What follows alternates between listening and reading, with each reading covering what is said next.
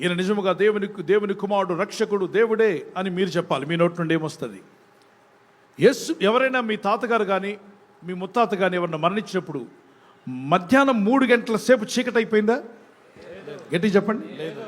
యేసు ప్రభువారు ఆయన సిలువలో వేలాడబడుతున్నప్పుడు 3 గంటల సేపు చీకట్లో ఉన్నాడు. ఆయన 3 గంటల సేపు వెలుగులో, అంటే మధ్యాహ్నం 9 నుండి 10, 11, 12 వరకు మధ్యాహ్నం ఎండ, బాగా భయంకరమైన ఎండలో ఉన్నాడు. వెంటనే ఆయన పలుకుతున్న ఒక్కొక్క మాట పలుకుతున్న చీకటి కమ్మింది. ఆ దేశమంతటా చీకటి కమ్మింది. దేశమంతటా కూడా చీకటి కమ్ముకుంది. దేశమే కాదు, ఆ ప్రాంతమంతా చీకటి కమ్ముకుందని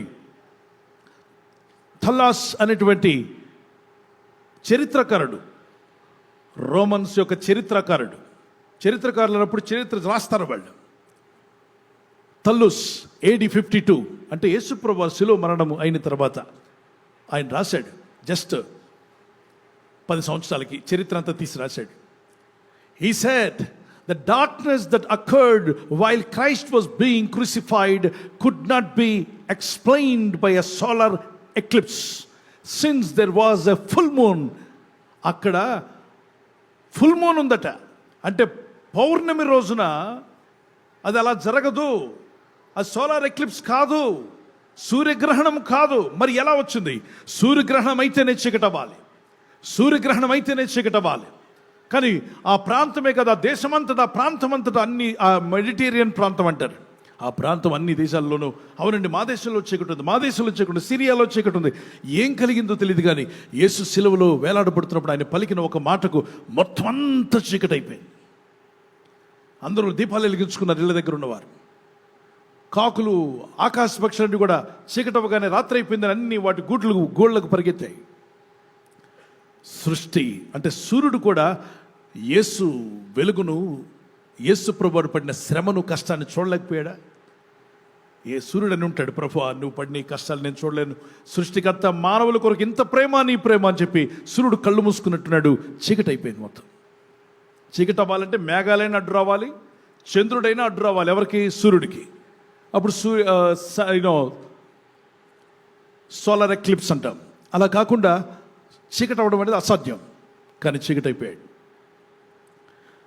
తర్వాత మరొక మాట, ఇన్సిడెంట్స్ ఏం జరిగాయి? యేసు ప్రభువు శిలువ మనలో వేలాడబడుతున్నప్పుడు ఇన్సిడెంట్స్ ఏం జరిగాయి? రెండవదిగా, దెర్ వాజ్ ఎర్త్క్వేక్, పెద్ద భూకంపం అయ్యా, మామూలు భూకంపం కాదు, పెద్ద భూకంపం వచ్చిందట. భూకంపానికి ఆ ప్రాంతం అంతా వణికిపోయింది. బండరాళ్ళు తిరగబడ్డాయి, దేవాలయపు గోడలు తిరగబడ్డాయి. ఒక అద్భుతమైన వింత జరిగింది. మొదటిగా చీకటి కమ్ముకుంది, రెండవదిగా భూకంపం వచ్చింది. నేను అంటున్నాను, ఎవరైనా మీ తాతగారో ముత్తాతగారో లేకపోతే మన ఊరు పెద్దలో ఎవరైనా చనిపోయినప్పుడు ఒక పక్క చీకటి కమ్ముకొని ఒక పక్కన భూమి కంపించిందా? లేదు. దీని అర్థం ఏంటి తెలుసా? యేసు ఎప్పుడైనా మరణించారని తెలిస్తే అసెంబ్లీలో ఏం చేస్తారు, పార్లమెంట్లో ఏం చేస్తారు? పలానా నాయకుడి కోసం అందరు లేచి నిలబడి మౌన వ్రతం చేస్తారు కదా, మౌనంగా ఉంటారుగా. ఉన్న టోపీలు కూడా ఏం చేస్తారు? తీసేస్తారు. నేను అనుకుంటున్న సృష్టికర్త అనేటువంటి దేవుడు ఆయన మానవ రూపిగా వచ్చి రక్తం కార్చగా సూర్యుడు అన్నాడు, నేను చూడలేను ఈ బాధ, ఎంత ప్రేమయ్యా ఈ మానవుల మీద అని సూర్యుడు కళ్ళు మూసుకున్నాడు. భూమిని కలుగు చేసిన వాడు కనుక, భూమిని కలుగు చేసిన దేవా ఈ మానవుల పట్ల నీకింత ప్రేమ అని భూమి కూడా సెల్యూట్ చేసింది. అన్నాడు ఒకసారి. గజగజ వణికిపోయింది, అంతరిక్షం వణికింది, సెల్యూట్ చేసింది యేసునాథునికి. భూమి కంపించి, యేసునాథా నువ్వు నిజ, ఎంత ప్రేమయ్యా ఈ మానవుల పట్ల నీకని. అప్పుడు దేవాలయం ఎక్కడో ఉంది. ఆయన మరణించింది ఊరు బయట అయితే, ఊరు వెలుపటనగా దేవాలయం ఎక్కడో ఉంది. అక్కడున్న దేవాలయపు లోపలంతా కంపించడమే కాకుండా దేవాలయపు తెర, ఏది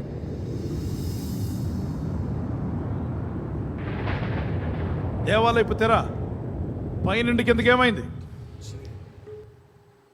దేవాలయపు తెర పైనుండి కిందకు ఇలా చినిగిపోయింది. దేవాలయం తెర చినిగిపోయింది.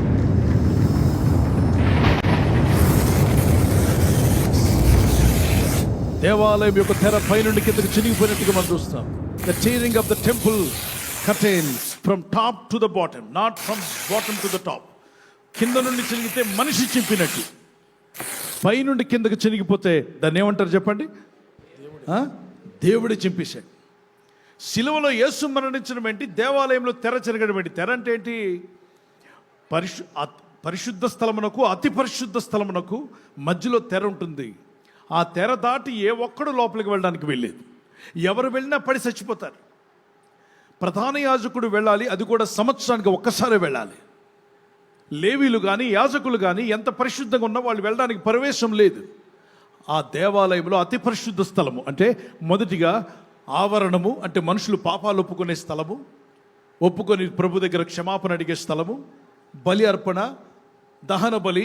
అయ్యా నా ఇంట్లో మేము పాపాలు చేసామని గొర్రెపొట్టలు తీసుకొచ్చి గొర్రెపొట్టల మీద చేతులు పెట్టి, అయ్యా మా పాపాలు క్షమించవా, మా దోషాలు క్షమించవా, మా పెద్దోడు ఏం చేశాడు, చిన్నోడు ఏం చేశాడు, మా పిల్ల ఏం చేసిందో, ఏ పాపాలు ఉన్నాయో, ఏం పలికామో, ఎవరి మీద నేను అన్నా, మా దోషాలన్నీ మా ఇంటి మీద శాపాలుగా పడి నాశనం చేయకుండా దయచేసి మమ్మల్ని క్షమించమని ఇదిగో గొర్రెపొట్టల మీద ఒప్పుకోక, మచ్చ డాగు మచ్చ ఎటువంటి రోగము లేని జబ్బు లేని గొర్రెపొట్టెల్ని వాళ్ళు ఇవ్వాలట.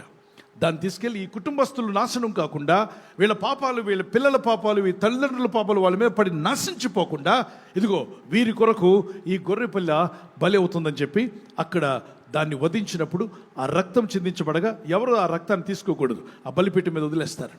అప్పుడు అక్కడ దహిస్తారు. దహించినప్పుడు వీరి దోషముల యొక్క శిక్ష అంతా కూడా దాని మీదకి వెళ్తుంది. మరి మేకపిల్లను కూడా తీసుకురావాలి. ఇంటి మీద శాపాలు పోవాలంటే మేకతల మీద ముళ్ళ కిరీటం చేసి, ముళ్ళ కిరీటాన్ని మేకతల మీద దిగేలాగా కొట్టి, ఆ రక్తం కారుతుంటే మేకను దాన్ని ఈడ్చుకొని తీసుకువెళ్ళి మేకపిల్లను ఎక్కడ ఊరు బయట అరణ్యంలో వదిలేస్తారు. నీళ్లు దొరక్క, ఆకలి తీరక, రక్తం పోతున్నప్పుడు నొప్పి భరించలేక ఊరు వెలుపడి తిరిగి తిరిగి తిరిగి అది పడి చనిపోతుంది. చూస్తున్నారు మీరు స్క్రీన్లో. దాని తల మీద ముళ్ళ కిరీటం కొడతారు, దాన్ని తీసుకెళ్ళి వదిలేస్తారు. ఇక్కడ ఈ ఇంటి మీద ఉన్న శాపాలు ఆ జంతువు మీదకి వెళ్ళే విధంగా చేశారు. ఈ వీళ్ళ మీద పాపాలు గొర్రెపిల్ల మీదకి వెళ్ళాయి, వేరే పాపాలు ఓ పక్కన మేకపిల్ల బలైంది. అది అలా తిరిగి తిరిగి దాహానికి ఆ రక్తం కరిపోతున్నగా పడి చనిపోతుంది. వినండి, ఈ రెండు కూడా ఊరు వెలుపటే జరగాలి. మనుషులందరి యొక్క పాప శిక్షను యేసు ప్రభువు వారు భరిస్తూ ఎక్కలేని కొండకు ఆయన ఎక్కుతూ వెళ్ళాడు. సిలువలో రక్తం కారుస్తూ ప్రాణం పెట్టి మరణించి ఆయన తన సమస్తాన్ని సిలువలో అప్పగించుకున్నాడు. ఆయన రక్తము చిందించకపోతే మానవ జాతికి పాపక్షమాపణ లేదు. పాపక్షమాపణ లేదు ఏమవుద్దండి? ఏమవుద్దా?